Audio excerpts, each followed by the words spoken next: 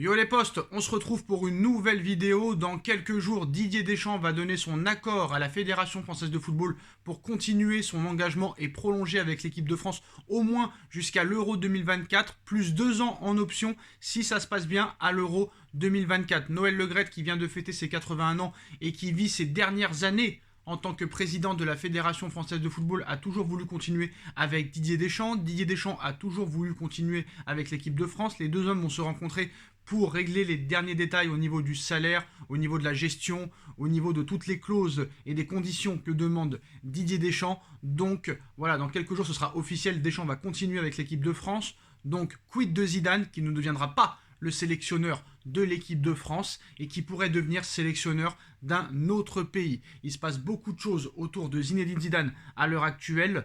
Tout le peuple brésilien attend la nomination de Zinedine Zidane. Beaucoup de médias en ont parlé encore une fois aujourd'hui, la presse brésilienne, la presse française, la presse espagnole, toute la presse internationale en parle. Tout le Brésil est en feu. Alors, il y a beaucoup de choses qui vont dans le sens de cette presse-là, très clairement. Zidane est la priorité de tout le Brésil. Le Brésil en a marre des échecs, très clairement. Alors Zinedine Zidane correspond au profil dressé par la fédération brésilienne pour prendre la suite de Tite sur le banc du Brésil. Le successeur de Tite sur le banc du Brésil devrait être un entraîneur libre. Voilà, étranger et expérimenté. Le profil de Zinedine Zidane séduit beaucoup. Sélectionneur du Brésil, c'est le poste le plus difficile au monde, car il faut convaincre 180 millions de supporters brésiliens, avait dit Dunga, ancien sélectionneur et joueur de la Seleção, alors titulaire du poste en 2009. 13 ans plus tard, ils sont 220 millions de sélectionneurs potentiels, curieux de savoir qui prendra le poste laissé vacant par Tite. Malgré un succès en Copa América en 2019 et un bilan statistique quand même honorable, Tite, je parle, 61 victoires, 13 nuls et seulement 7 défaites, il a quand même échoué. Voilà, et ils échouent. Les sélectionneurs brésiliens s'enchaînent, mais échouent à chaque fois. Et le Brésil en a marre, la fédération en a marre, ses supporters en ont marre. Maintenant, il faut agir, il faut aller chercher cette 6e étoile pour les supporters brésiliens et pour la fédération qui en a marre des échecs en Coupe du Monde. Ça fait longtemps que le Brésil n'a pas vu de finale de Coupe du Monde depuis 2002. Il y a eu l'humiliation en 2006 contre la France, l'humiliation contre les Pays-Bas en 2010, l'humiliation extrême en 2014 au Brésil en demi-finale contre l'Allemagne avec ce 7-1, et maintenant l'humiliation contre la Croatie en quart de finale. C'est de trop pour la fédération. Alors le Brésil veut absolument Zinedine Zidane comme sélectionneur à la suite du départ de Tite. Après cette Coupe du Monde ratée, cette élimination en quart de finale, la Seleção se cherche un nouveau coach et ce dernier pourrait être son ancien bourreau Zidane. À en croire encore de nouvelles informations aujourd'hui, il y a même Le Point qui en parle. Donc le profil du coach français passé par le Real Madrid correspondrait en effet parfaitement aux exigences des dirigeants sud-américains qui cherchent un technicien libre et expérimenté. De plus, le fait que ZZ soit d'origine étrangère ne constituerait en aucun cas un obstacle pour la fédération brésilienne.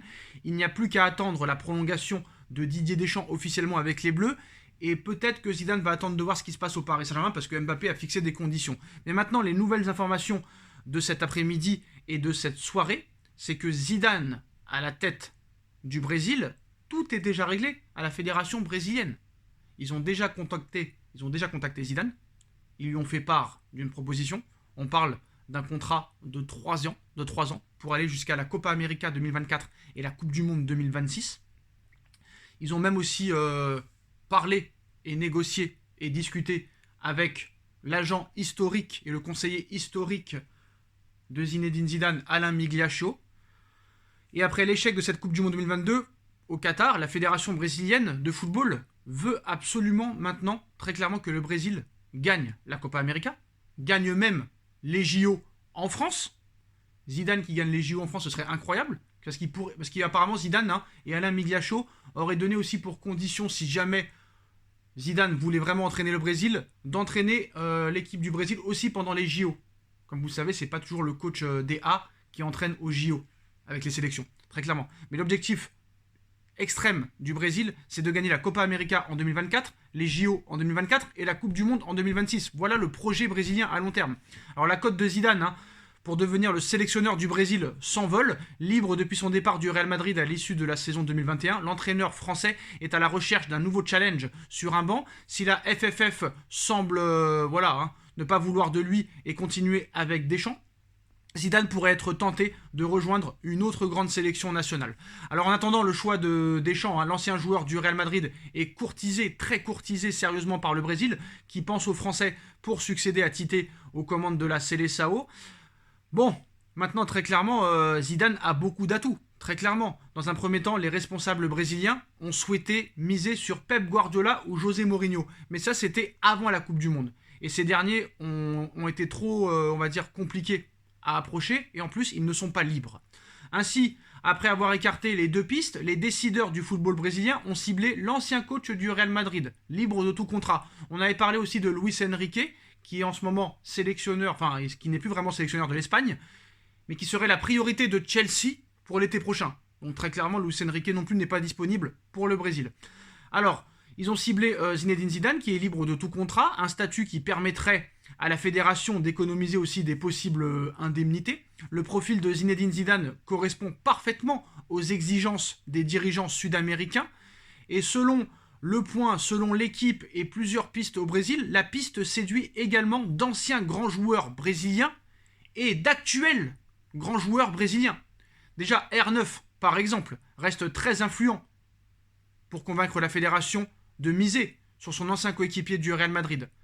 Des joueurs actuels de la sélection font également pression, à l'image de Vinicius Junior, d'Eder Militao, de Rodrigo, qui ont tous côtoyé Zidane au Real Madrid. Donc très clairement, l'adaptation pourrait se faire très vite.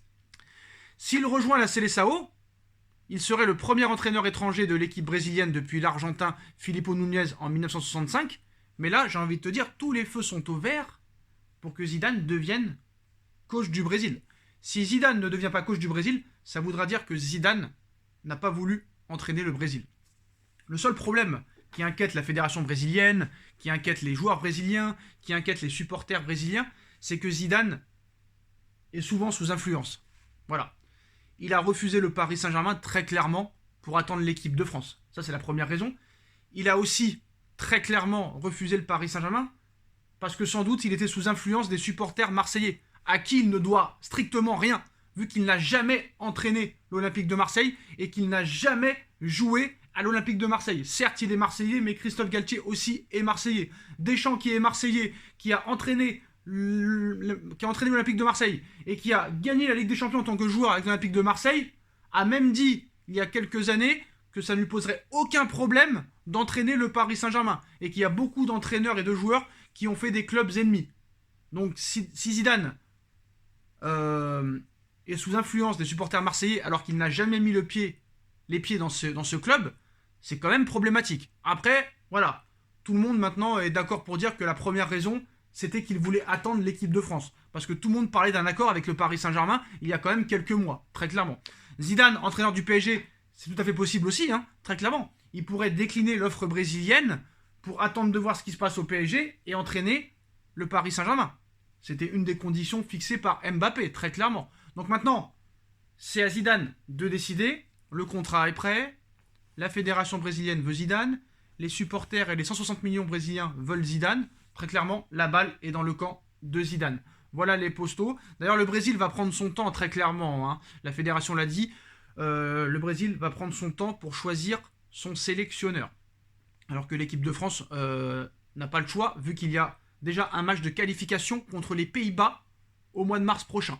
Donc tu n'as pas le temps de gamberger. Alors que pour l'instant, au niveau de la Seleção, il n'y a pas d'objectif avant la Copa América 2024. Donc ça leur laisse un petit peu une marge de manœuvre. Mais bon, Luis Enrique est priorité de Chelsea. Très clairement, Mourinho, pas libre. Ancelotti, pas libre. Il resterait Tuchel et Pochettino. Ce serait vraiment des seconds couteaux pour le Brésil qui veut absolument Zidane. Dites-moi en commentaire ce que vous en pensez, les postos. On like, on partage, on commente, on s'abonne. Et on se retrouve très vite pour une nouvelle vidéo. Tchuss.